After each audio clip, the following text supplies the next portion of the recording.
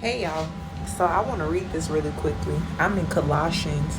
So it's Colossians 1 and 19 through 20. So it says, "For it pleased the Father that in him should all fullness dwell, and having made peace through the blood of his cross, by him to reconcile all things unto himself.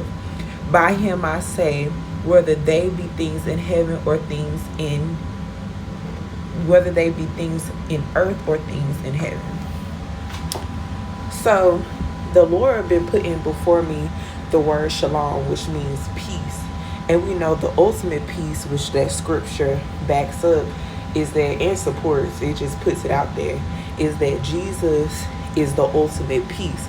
By him dying, that made peace not only through his blood on earth, but also in heaven. It says he reconciled everything.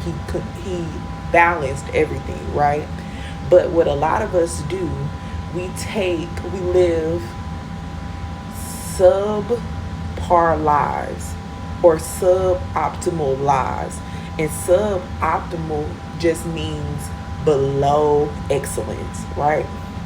And what I mean by suboptimal is that, so like, you have your family, you have your friends, you have society, you have the media, all of that, that is telling you what you should be achieving, what your aim should be in life, where you should be going. So you put on a mask, and the mask is not your true self, and it's not the one that Jesus Christ created you to be. So you go through life and you're living, with this mask on, and you're reaching these aims that society or your mother, or your father, your friends are telling you that you should be reaching. But again, it's not your true self. So that means what? It's below excellence.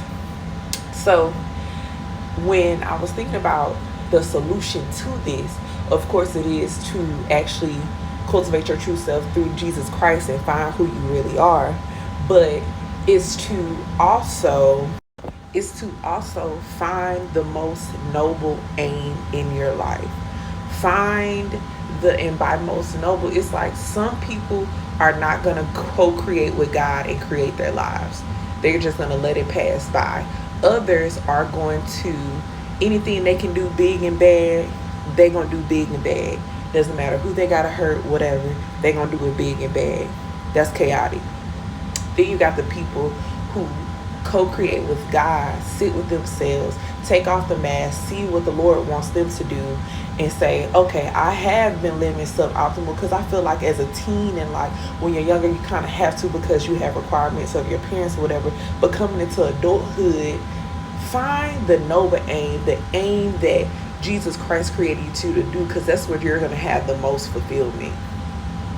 Not living in these masks to appease the people around you. And the thing about pleasing the people around you and living suboptimally, you might feel like you're extremely comfortable, but the problem is you're never going to please yourself or Jesus Christ. You're only going to be pleasing the people around you, right?